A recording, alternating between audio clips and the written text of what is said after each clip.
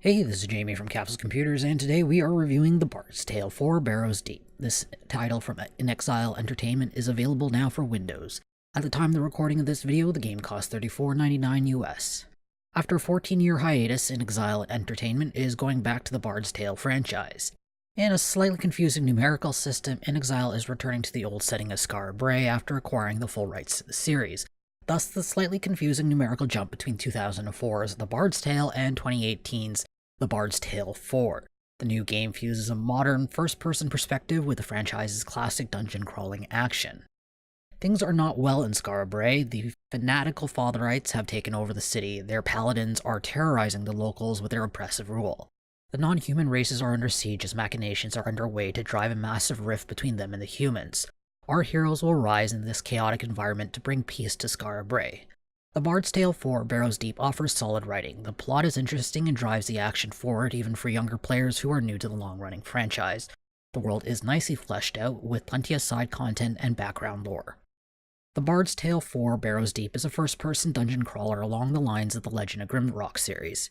The game offers 4 classes, each with its own skill tree and a variety of specializations to build the perfect character.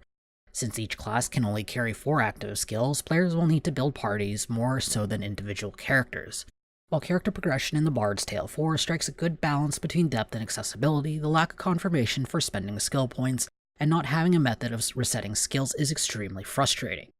It seems like hiring new mercenaries is the game's alternative to skill resets, but it also makes it hard to get attached to characters, knowing the only way to adjust skills is to get rid of them.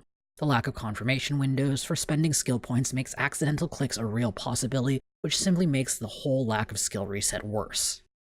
Combat is incredibly satisfying in The Bard's Tale 4. The 4 classes offer distinct gameplay styles. Success hinges on strategic use of the entire party, as players only have a limited number of actions per turn, and most abilities carry cooldowns. The small 4x4 combat grids and limited ranges adds just enough complexity to combat that will challenge players' tactical ability without turning the game into a full-blown strategy RPG. The level design is very good. Dungeons offer a solid mix of puzzles, riddles, and combat. The puzzles and riddles are usually creative and are just difficult enough to get the brain going a bit.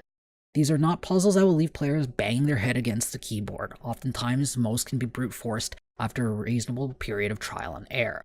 I really like the Elvish weapons that uses puzzles as part of the process to improve the weapon's stat. It's a novel idea that adds a little more challenge than looting 30 wolf pelts to increase the strength by 1.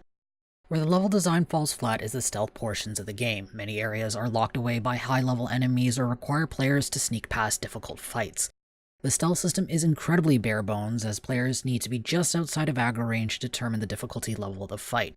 Additionally, it's hard to estimate the exact aggro range of enemies, making it even harder to sneak past certain areas. The stealth system is really no fun, considering failing to sneak by will almost always send the players back to the last save point. The game's difficulty level occupies a decent middle ground. Players are not able to mindlessly plow through the game with little concern for strategy and character management, but at the same time aren't wildly punished for every little mistake either. The difficulty level can be tweaked a bit with a flexible save system. Players are only able to create permanent saves at special save altars. Ones outside of town can be destroyed for an experience point bonus at the cost of being forced to trudge further back if the player fails.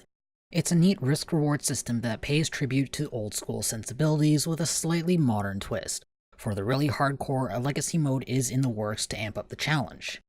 The controls are decent for the most part. Things are kept relatively simple with straightforward key bindings and easy point-and-click mechanics. There are a few fumbles though. If key bindings are adjusted, some menus are not updated with correct binds. Sometimes targeting enemy backlines with large enemies hogging the space in the front row can be a bit tricky, as the available hitbox is very minuscule. Visually, The Bard's Tale 4 Barrow's Deep is a bit of a mixed bag. The art style shoots for realism with a slightly cartoonish touch. The style seems to be unevenly employed, as characters tend to look a little bit more cartoony than everything else. Character textures feel rather low quality, which clashes with the more natural-looking environments. The animations are generally very wooden, especially facial movements. Considering the dated-looking graphics, The Bard's Tale 4 runs horribly. The game suffers from painfully long loading times, and once loaded in, the game still experiences some ugly texture popping while everything continues to load. The load times are bad enough that I chose to keep most of the save game pillars instead of destroying them for experience, simply to avoid the extra 2 or 3 minutes for each reload when I failed to beat a fight. Unfortunately, the only real way around this issue is to load the game on an SSD. The game also suffers from bad frame rate drops when looting containers and loading into new areas. inXile Entertainment is aware that the Bard's Tale 4 has severe optimization issues and have released 2 patches since launch to improve the situation. While there have been some gains, the game still runs poorly at the time of the publishing of this review.